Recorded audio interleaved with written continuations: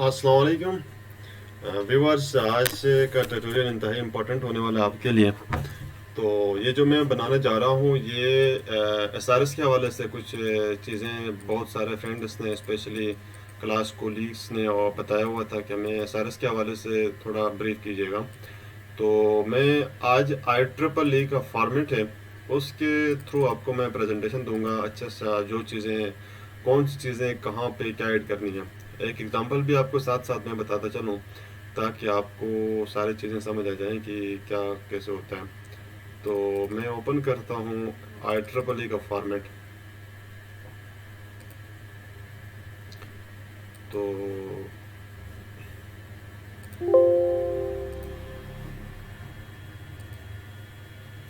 ये ये है आई ट्रिपल ई का फॉर्मेट है एसआरएस का, जिसे सॉफ्टवेयर रिक्वायरमेंट स्पेसिफिकेशन कहते हैं। किसी इंडस्ट्री में सॉफ्टवेयर हाउस में अगर कोई सॉफ्टवेयर डिज़ाइन कर रहे हैं या डेवलप कर रहे हैं तो सॉफ्टवेयर डेवलप करने से पहले उसको बहुत सारे फेसेस से गुजारना पड़ता है। उस फेसेस को हम एसडीएलसी के नाम से जानते हैं। एसडीएलसी कहते हैं सॉफ्टवेयर डेवलपमेंट लाइफ साइकिल। तो मैं इस फॉर्मेट के अंदर ऑल दोस्त कंटेंट जो पड़ा हुआ है टेबल ऑफ कंटेंट में, इसका पर्पस कहाँ पे और क्या लिखना होता है, डॉक्यूमेंट कन्वेंशंस क्या होती हैं, फिर इंटेंडेड आइडियंस और regarding suggestions, what about suggestions ठीक है नहीं, और प्रोडक्ट स्कोप क्या होता है, फिर उसके ऊपर हम कुछ रेफरेंसेस ऐड कर लेंगे। और रेफरेंस के सेक्शन में क्या चीज़ें आपने जब एसआरएस बनानी है आई ट्रिपल ई के फॉर्मेट के थ्रू, तो आपने क्या क्या चीज़ें ऐड करनी है वो सारी चीज़ें मैं आज आपको ब्रीफ करूँगा। तो अभी मैं आपको विदाउट टाइम वेस्ट किए आई ट्रिपल ई के फॉर्मेट पे लेके आया हूँ। तो आपने सारी चीज़ें ब्रीफली देखनी है, और जहाँ पे आपको क्वेश्चन बनता है ड्यूरिंग वीडियो देखते हुए या ट्यूटोरियल सुनते हुए या आफ्टर दैट किसी प्रोजेक्ट में आपको इशू होता है तो आपने रब्ता करना है। नीचे मैं लिंक भी दे दूंगा इसका, इसी फॉर्मेट का, और एक और sold example one by one project वो भी मैं आपको प्रोवाइड करूंगा। तो आपने उन चीज़ों को मैच करते हुए देखते हुए आपने अपना फॉर्मेट तैयार करना है। तो सबसे पहले आपको पता चल गया कि ऊपर सबसे पहले यहाँ पे होता है कि सॉफ्टवेयर रिक्वायरमेंट स्पेसिफिकेशन फॉरवर्ड। यहाँ पे इस कॉलम के अंदर आपने अपने प्रोजेक्ट का ये ब्रेसेस को हटाकर आपने अपने प्रोजेक्ट का नाम ऐड करना है, और फिर उसके बाद आपने वर्जन, अभी आपने यहाँ पे एक सेक्शन है हिस्ट्री का, आपने यहाँ पे वो चीज़ें डालनी हैं जो पहले रिसर्च हो चुकी हैं हिस्ट्री में। तो वो अगर पहले किसी बंदे ने किया है उसका नाम लिख लो और किस सने में किया है डेट लिख लो, और उसमें क्या चीज़ें थी, तो चेंज हुआ या फर्स्ट रेवोल्यूशन थी या फर्स्ट उसके ऊपर रिसर्च आर्टिकल लिखा गया वो चीज़ें, और वर्जन कौन सा था उस प्रोजेक्ट के ऊपर काम हुआ है। तो नहीं तो आपने जस्ट यहाँ पे अपना वर्जन यहीं रहने दो, वर्जन या अप्रूव्ड का वर्ड हटा दो, डोंट वरी, देन यही चीज़ें आपने हर राइट रहने देनी है। फिर यहाँ पे prepared by other organization data, ये आपको मैं एक और एग्जांपल ओपन करता हूँ जो मैंने अपना एक प्रोजेक्ट के लिए बनाया है। तो वो मैं आपको दिखा देता हूँ। जस्ट ऊपर वाला ये देखें, सबसे पहले आपने यहाँ पे ये प्रोजेक्ट का नाम है जो मैं प्रोजेक्ट बना रहा हूँ, और फिर वर्जन यहाँ पे मैंने अपने जो कोलीग्स हैं उनका डेटा डाला हुआ है और ये डेट्स वगैरह। तो फाइनल रियल ईयर में जब आप जाएंगे तो वहाँ पे आपको एक एसआरएस तो बहुत पहले बनाना होता है, फर्स्ट सेकंड सेमेस्टर का काम है। जब आप सॉफ्टवेयर इंजीनियरिंग का सब्जेक्ट पढ़ रहे होते हैं, रिक्वायरमेंट इंजीनियरिंग का पढ़ रहे होते हैं, उस टाइम ये चीज़ें आपकी कंसेप्ट क्लियर होनी चाहिए। एक चीज़ आपको वेल एंड डिफाइन क्लियर होनी चाहिए, आपकी जो फाइनल ईयर की डॉक्यूमेंटेशन होती है उस डॉक्यूमेंटेशन के टोटल 7 चैप्टर होते हैं जिसे हम एसडीएलसी कहते हैं। सबसे पहले रिक्वायरमेंट स्पेसिफाई करते हैं, फिर उसका डिज़ाइन किया जाता है, फिर डिज़ाइन के साथ साथ यूएमएल डायग्राम्स आती हैं डिज़ाइन में, और फिर उसके इम्प्लीमेंटेशन होती हैं, फिर डिप्लॉयमेंट किया जाता है। इम्प्लीमेंटेशन जब कोडिंग जो होती है प्रोग्रामिंग वो इम्प्लीमेंटेशन सेक्शन में आती है, और फिर जब आप प्रोग्रामिंग करते हैं तो उसको टेस्टिंग की तरफ लेकर जाते हैं कि either our software is good और not under the specified requirement for the जो स्पेसिफिक पर्पस। तो देन आपको सारी चीज़ें रियलाइज हो जाती हैं कि हमने करना क्या है। तो वो जो चीज़ें हैं आपने जो फर्स्ट जो एनालिसिस करते हो रिक्वायरमेंट की, रिक्वायरमेंट एक्विजिशन में, वो सारी एसआरएस के थ्रू की जाती है। आप एसआरएस बनाएंगे तो आपको एक सॉफ्टवेयर का एक विजुअल मॉडल आपके माइंड में बन जाएगा कि हमने एक सॉफ्टवेयर बनाना है।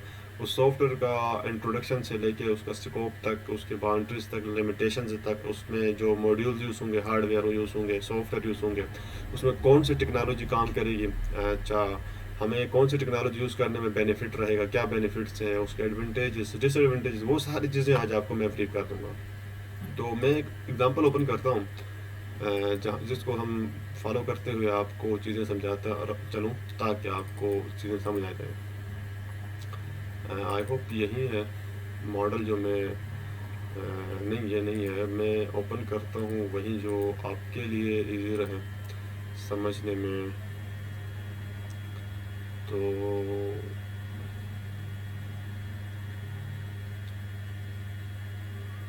हेल्पिंग मटेरियल के अंदर यहाँ पे एक फाइल पड़ी हुई थी, डमी मॉडल, ये वाला। तो ये भी आप जस्ट देख सकते हैं कि ये इतना कस्टमाइज़ किया हुआ नहीं है, जस्ट उन्होंने बता दिया ये सिर्फ ये एसआरएस से प्रोजेक्ट का आई टेस्ट एक ऑनलाइन प्रोजेक्ट है, मतलब जो भी क्विज़ या कोई भी आपको ऑनलाइन पेपर देना पड़े उस टाइप एक प्रोजेक्ट है। तो उसमें उन्होंने जस्ट प्रिपेयर्ड एक अथर है, हिंदी में लिखा हुआ है, पता नहीं कौन सी लैंग्वेज है, तो आप ये देख सकते हैं। फिर उसके बाद इन्होंने कुछ नंबर लिखा हुआ है, आपको मैंने जो बताया अपना फॉर्मेट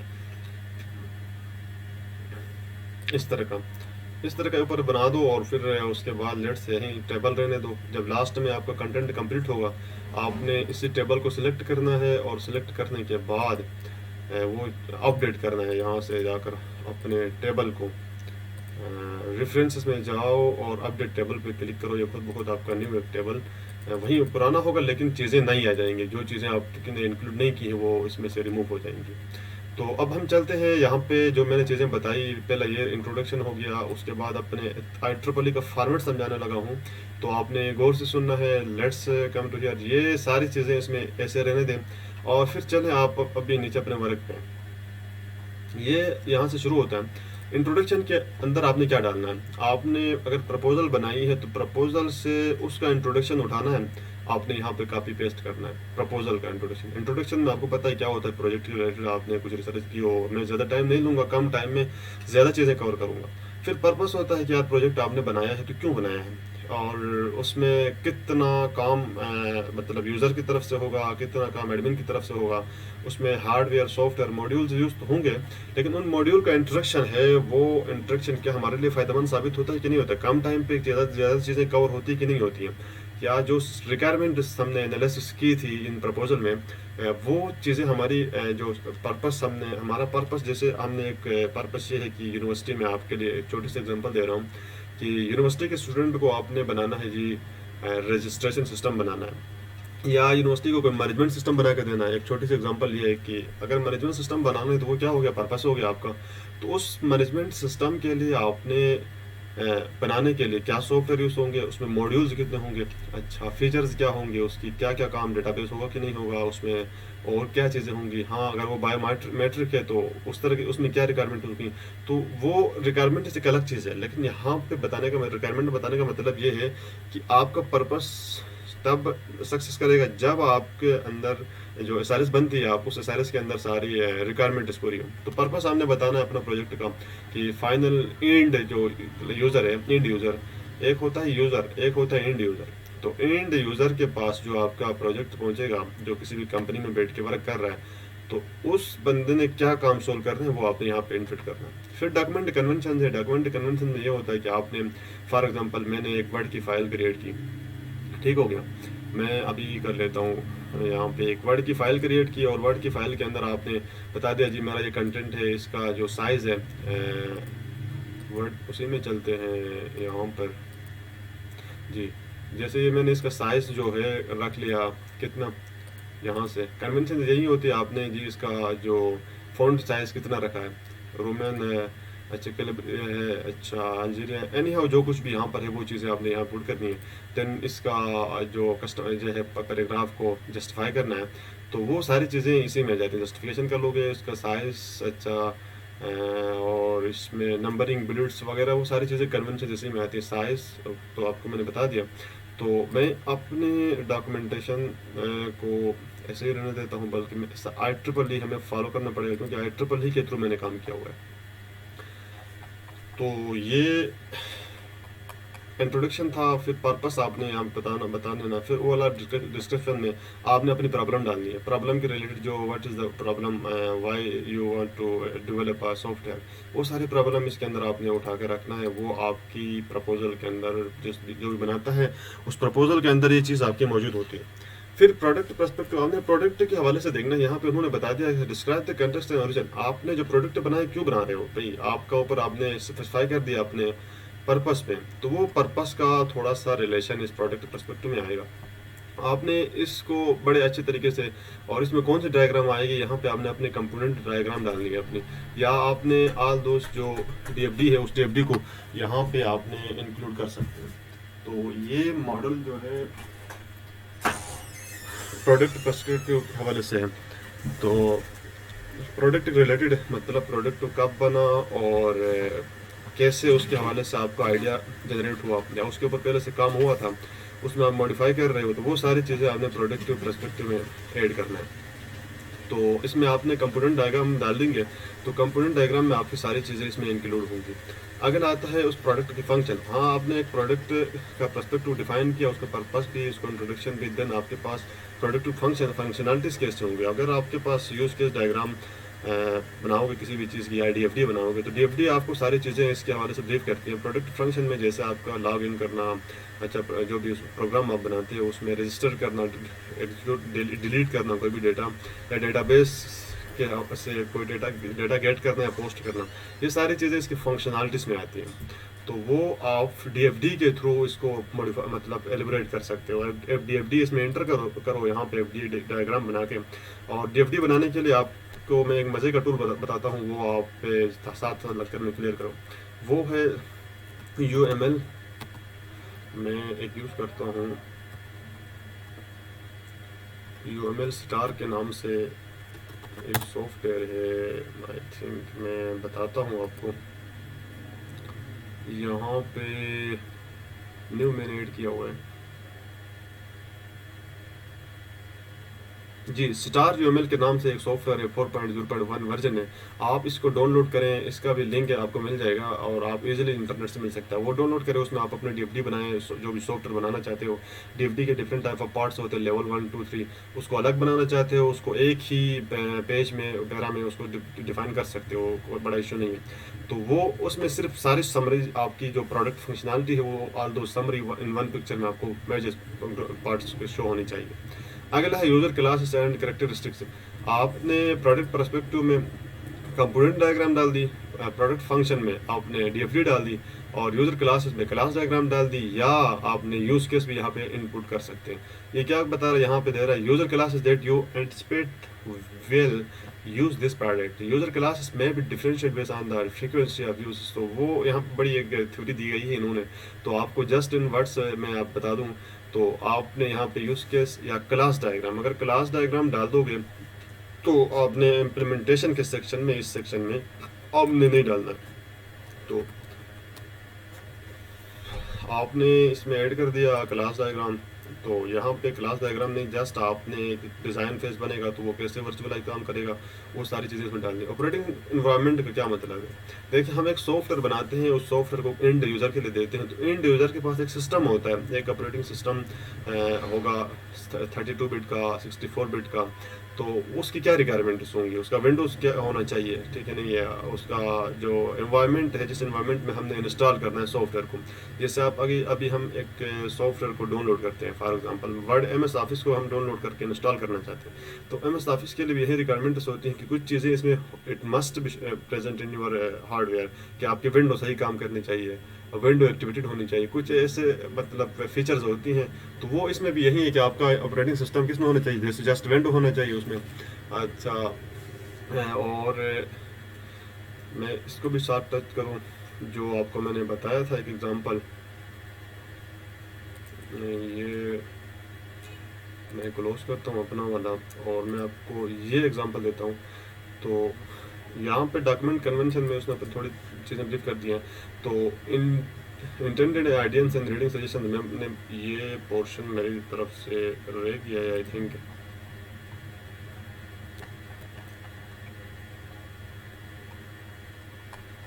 जी, इसमें हम पहुंच गए थे यहाँ पर यूज़र क्लास और करेक्टरिस्टिक्स में। ऑपरेटिंग सिस्टम का भी मैंने बता दिया। डिज़ाइन और इम्प्लीमेंटेशन में आ जाएंगे तो यहाँ पे आपने हार्डवेयर लिमिटेशंस क्या होंगी और उसमें मेमोरी कितनी इस्तेमाल होगी, और फिर क्या ऑपरेशन पैरेलल होंगे, नॉन पैरेलल होंगे, सीरीज़ में होंगे। अच्छा, फिर लैंग्वेज क्या इसमें यूज़ होंगी, तो ये इम्प्लीमेंटेशन में आपने बता देना है कि ये लैंग्वेज हमारी यूज़ होगी, इतनी हमारी जी बी हमारी रैम होगी, इतनी जी बी हमारे हार्डवेयर होगी। अच्छा, इसमें कुछ कम्युनिकेशन चैनल जो है प्रोटोकॉल यूज़ होते हैं HTTP, अच्छा HTC, वो चीज़ें आपने इंक्लूड कर दी अगर कोई वेब बेस्ड ऐप है वगैरह वगैरह इसमें आती है। यूज़र डॉक्यूमेंटेशन के हवाले से आपने एक मैनुअल, जैसे अगर हम किसी वेबसाइट में चले जाते हैं तो वहाँ पे होता है हेल्प का एक ऑप्शन होता है, तो वो हेल्प का ऑप्शन के हवाले से थोड़ी डिटेल इसमें हमने डालनी है। अगला वन आता है अजम्पशन एंड डिपेंडेंसीज। अगर हम एक सॉफ्टवेयर बना रहे हैं, अभी एक न्यू सॉफ्टवेयर बना रहे हैं, और आपने ये देखना है कि अगर एक आप ऐसा वर्जन 1.7 वर्जन बना रहे हैं सॉफ्टवेयर, आपके पास क्योंकि पहले 1.6 तक मौजूद थे इसलिए आप 7 बना रहे हैं, तो 1.6 के जो फीचर्स आप न्यू 1.7 में यूज़ कर रहे हैं वो फीचर्स आपकी डिपेंडेंसीज में आती हैं। कौन से फीचर्स हैं वो आपने यहाँ पे ऐड करनी है। अगर एक पुराना सॉफ्टवेयर था उसका लॉगिन सिस्टम काम वहाँ पे कर रहा था, वही चीज़ें यहाँ पे रख रहे हो, तो वो आपकी डिपेंडेंसीज हैं। और या अजम्पशंस में आपने एक मफरूज़ा देना है कि यार वहाँ पे अगर इस तरह होगा तो ये सारी चीज़ें, मफरूज़ा मतलब एक जस्ट थ्योरेटिकल एक चीज़ होती है, बट सम टाइम मफरूज़ा आपका एक लॉ भी बन सकता है प्रूव होकर, तो वो चीज़ें आपने यहाँ पे इंक्लूड करनी है। फिर एक्सटर्नल इंटरफेस रिक्वायरमेंट, तो मैं पहले आपको सारे टेम्पलेट इसलिए ब्रीफ कर रहा हूँ, यहाँ मैं जर्नल चीज़ें बता रहा हूँ। जब मैं एग्जांपल ओपन करूँगा दोनों चीज़ें साथ करूँगा आपका मिक्स अप हो जाएगा और लेक्चर लंबा होगा, तो इसलिए मैं चाहता हूँ कि शॉर्ट टाइम में ज़्यादा चीज़ें कवर हों। अगर एक्सटर्नल इंटरफेस रिक्वायरमेंट में जाए तो ये सारा आपका आता है फ्रंट एंड के ऊपर आता है। ऊपर वाला जो भी मैं बता रहा था सारा फंक्शनलिटीज बता रहा था आपको, और डिज़ाइन बता रहा था, यूज़र क्लास बता रहा था, ये सारा बैक एंड की चीज़ें मैं बता रहा था। और अब मैं बता रहा हूँ आपको एक्सटर्नल इंटरफेस। आपने अपना एक डमी मॉडल या डमी एक इंटरफेस बनाओ, जिस तरह मैं आपको, जैसे आप बनाना चाहते हो जी, आप बनाना चाहते हो ऑनलाइन शॉपिंग सिस्टम बनाना चाहते हो, ऑनलाइन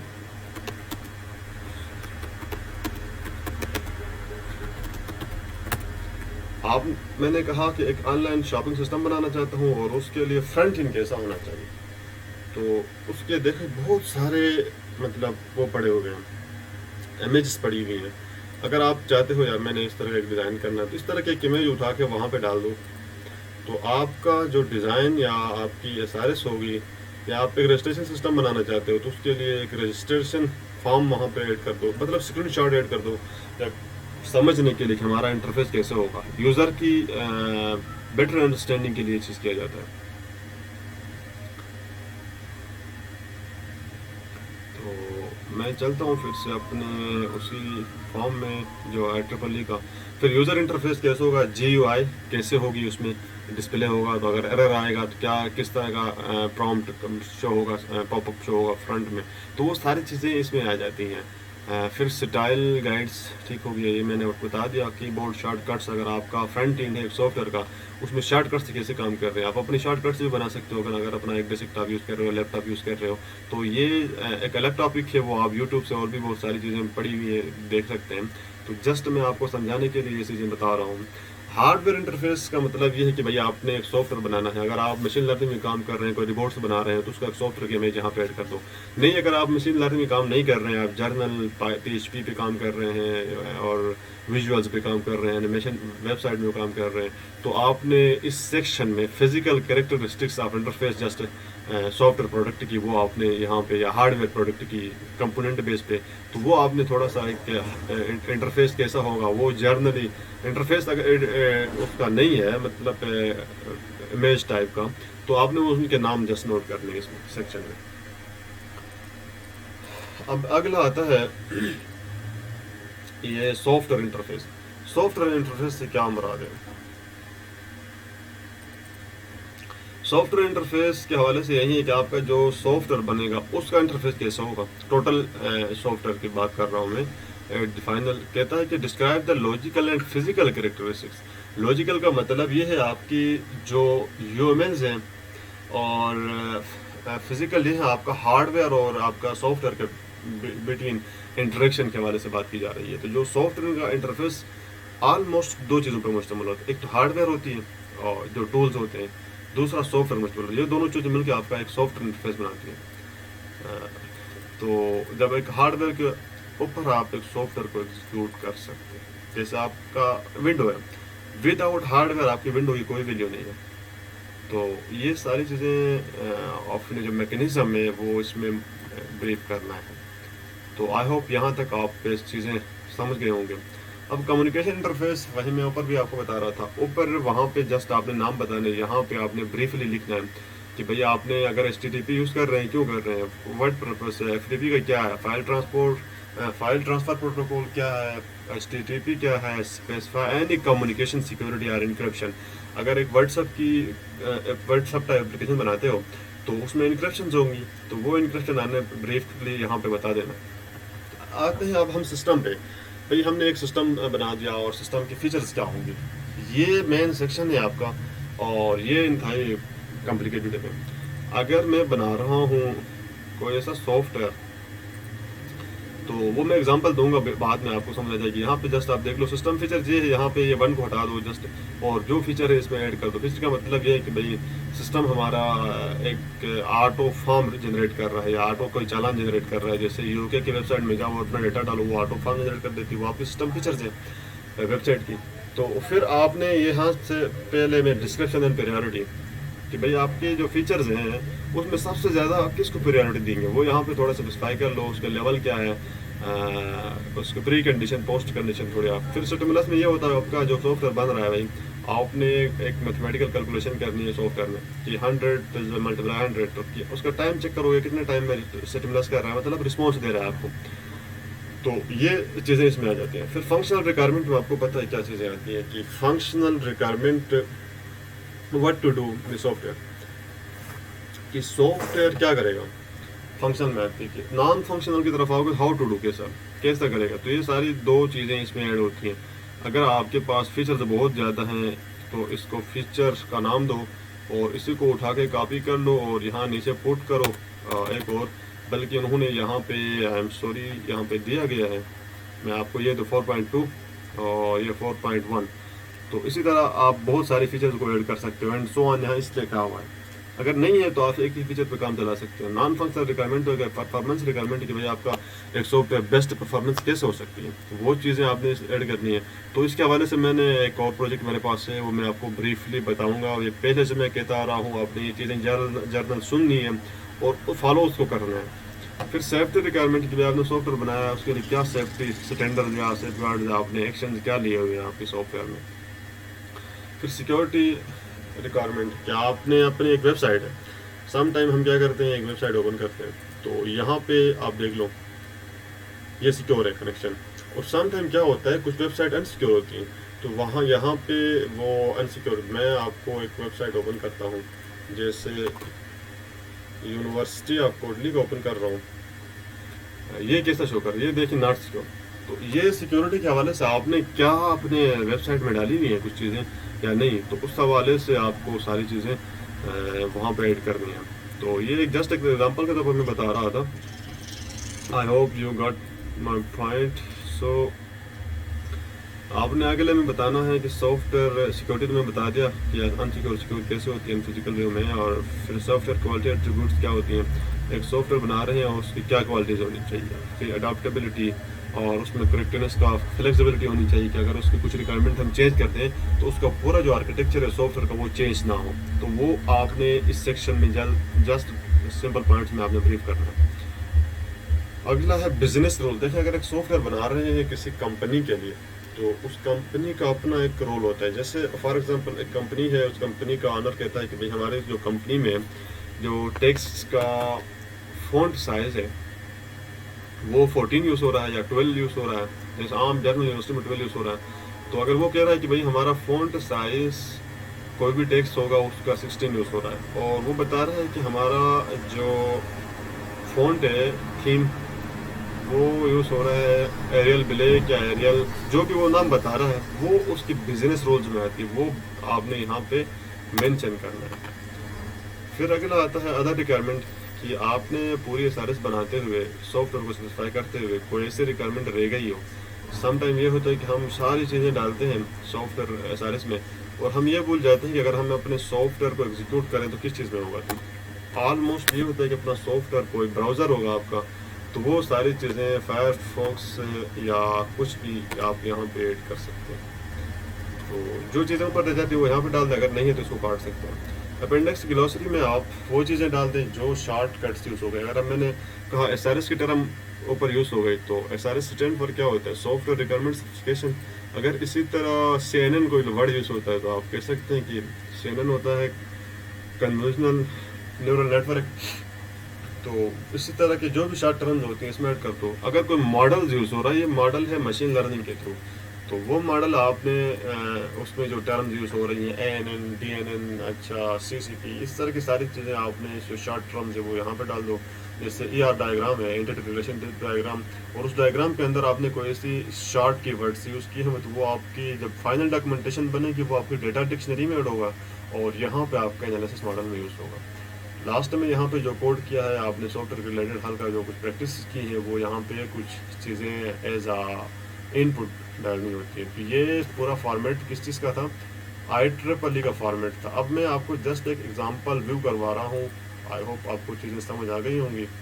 तो वो फॉर्मेट, ये एक डमी मॉडल है ऑनलाइन एग्ज़ाम देने का। तो इसमें फर्स्ट में जो चीज़ें थी वो मैंने ब्रीफ किया है, टाइम में वेस्ट नहीं कर रहा हूँ।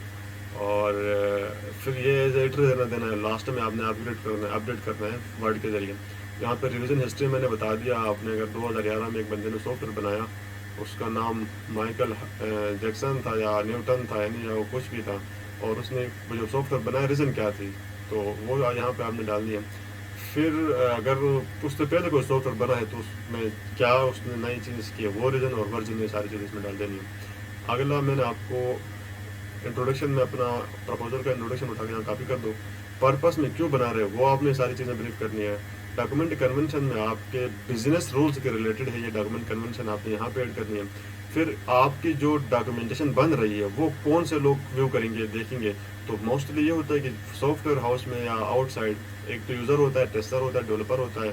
तो ये सारे सॉफ्टवेयर ऑर्गेनाइजेशन के अंदर है, या किसी कंपनी में काम कर रहा है तो वो यूज़र ही हो सकता है जो एंड यूज़र के तौर पर काम कर सकता है। तो ये सारी एक स्पेसिफिक वो बताई गई है कि अगर एक डेवलपर इस आपकी एसआरएस को पढ़ेगा तो किस तरह पढ़नी चाहिए। उसको सबसे पहले जाना चाहिए 1.1 पे। 1.1 क्या है, ये आपने यहाँ पे टेबल ऑफ कंटेंट में भाई पहले पर्पस में जाना चाहिए। एक डेवलपर पढ़ रहा है आपके एसआरएस को, और फिर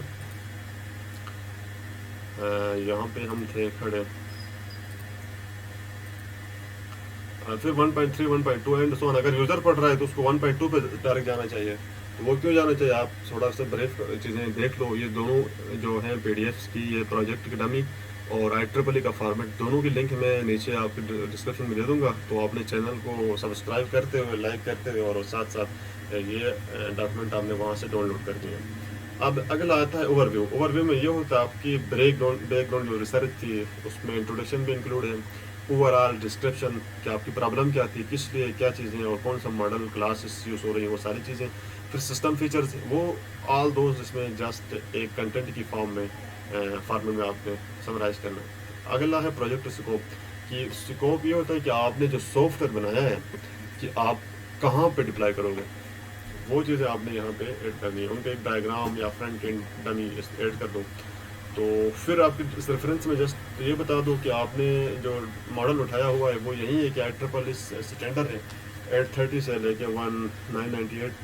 और फिर ओवरऑल डिस्क्रिप्शन में ऊपर जो इंट्रोडक्शन है उससे कुछ चीज़ें यहाँ पे डाल दो उठाते, इतना कोई बड़ा काम नहीं है। और प्रोडक्ट पर्सपेक्टिव मैंने आपको बता दिया कि भाई प्रोडक्ट के बारे में आपने बताना है कि इसका हार्डवेयर मॉड्यूल्स कैसे होगा, इंस्ट्रक्शन कैसे होगी। और फिर अगला है प्रोडक्ट फीचर्स, इसमें क्या क्या होगा। देखो, अगर फीचर्स ये है कि एक सॉफ्टवेयर आप बना रहे हो क्या 5 सीरीज़ के सिस्टम में, डेस्कटॉप में या लैपटॉप में, तो आप उठा के वही सॉफ्टवेयर दे रहे हो इंड यूज़र को। इंड यूज़र अब उसको इंस्टॉल कर रहा है, आपकी विंडो थी 10 जब आप बना रहे थे, उसकी विंडो जब करेगा 7 पे करेगा, तो क्या ये फिजिबिलिटी है कि नहीं है? इसको कहते हैं पोर्टेबिलिटी सॉफ्टवेयर की लैंग्वेज में। क्या आपका सॉफ्टवेयर पोर्टेबल है कि नहीं, ये भी एक फीचर्स है। जैसे क्लास प्लेटफॉर्म सपोर्ट के नाम से यहाँ पे उन्होंने शार्ट बताया हुआ है। तो फिर लैंग्वेज सपोर्ट कर रहा है, कौन कौन से लैंग्वेज, इनका तो जो सॉफ्टवेयर अभी बना रहा है, जिसके मैं एग्जांपल दे रहा हूँ, ये है ऑनलाइन एग्ज़ाम के लिए। तो इसमें कौन कौन सी लैंग्वेज सपोर्ट करेगा वो ये बता रहा है। तो ये थोड़ी चीज़ें आपने देखनी है। फिर ये आ गई इसकी क्लास डायग्राम, और आपने क्लास डायग्राम मैंने आपको बता दिया था, यूएमएल स्टार एक अच्छा सा सॉफ्टवेयर, उसमें आप डिज़ाइन कर सकते हैं। आगे जाके यूज़र क्लास जहाँ पे आपने एक्टर के बारे में बताना है। एक्टर मतलब कितने नंबर ऑफ पीपल इंटरेक्ट करेंगे आपके सॉफ्टवेयर से। अगर आप बैंक के सिस्टम बना रहे हैं, बैंक में एक ओनली वन यूज़र होता है, सिस्टम होता है, 2 एक्टर्स होंगे, बैंक और बैंक मैनेजर होगा या कदरक होगा, 2 चीज़ें। तो यहाँ पर इनके जो सॉफ्टवेयर, इसमें स्टूडेंट भी है, टीचर भी है, और अदर क्लाइंट भी, सो ऑन। तो आपने डेटाबेस के हवाले से कुछ चीज़ें जो भी हैं ब्रीफ करो, या डेटाबेस का जस्ट आपने एक ब्रीफ लिख दो। तो फिर आता है ऑपरेटिंग सिस्टम। भाई आपका सॉफ्टवेयर बना है तो किस तरह के ऑपरेटिंग सिस्टम में ऑपरेट होगा। देखो एप्पल में होगा, लिनक्स में होगा, माइक्रोसॉफ्ट विंडो में होगा, ये सारी चीज़ें आपने यहाँ पे ब्रीफ करनी है। फिर डिज़ाइन इम्प्लीमेंटेशन मैंने शॉर्ट व्यूज़ में बताया था कि आपने कौन सी लैंग्वेज यूज़ की है, सीपीयू की प्रोसेसिंग स्पीड क्या होगी, और फिर आपने बताना है कि लैंग्वेज का, और इसमें कौन से पैकेजेस हार्डवेयर यूज़ होंगे, वो सारी चीज़ें, रैम कितनी होगी, एचडीडी क्या होगी। फिर यूज़र के हवाले से यूज़र क्या स्टडी कर चुका है, और जो एसआरएस बना रहा है उसके लिए जो डॉक्यूमेंटेशन यूज़ की है वो कहाँ से की है, उसकी लिंक सामने यहाँ पे प्रोवाइड करनी है। फिर एजम्पशन और डिपेंडेंसीज मैंने आपको पहले भी एग्जांपल दी थी। एक सॉफ्टवेयर प्रीवियस बना हुआ है, फ्रेमवर्क है, उस फ्रेमवर्क का भी यहाँ पे डिपेंडेंसीज में आता है। अगर आप एक पीएचपी में सॉफ्टवेयर बना रहे हैं और उसका लार्वल कोई फ्रेमवर्क यूज़ कर रहे हो, तो वो उसका डिपेंडेंसीज में आता है। ये दूसरी एग्जाम्पल दे रहा हूँ, वो मैंने जो एक अलग दी थी ताकि आपको चीज़ें और क्लियर हो। फिर सिस्टम फीचर्स में ऑल दोज फीचर्स हैं, इन्होंने शार्ट मतलब जो फॉर्मल मेथड में लिखा हुआ है, जो फॉर्मल एक बुक हम पढ़ते हैं सॉफ्टवेयर इंजीनियरिंग में, उसका सारा कंसेप्ट इन्होंने शॉर्ट में, जैसे प्री कंडीशन क्या होती है, पोस्ट क्या होती है, स्टिमुलस क्या होते हैं, उन्होंने शॉर्ट क्या हो। तो आप शॉर्ट नहीं दूसरे मेथड में, इनफॉर्मल में लिख सकते हैं, क्योंकि मोस्टली इंडस्ट्री में चलता है। तो ये फीचर्स मैंने वहाँ पे ब्रीफ किए हैं, यहाँ पे मैं टाइम वेस्ट नहीं करूँगा, इन्होंने बहुत सारी फीचर्स ऐड कर दी हैं। तो अब अगला सेटअप हमारा है, ये सारे फीचर्स हैं भाई 14 तक इन्होंने ऐड कर दिया हुआ है।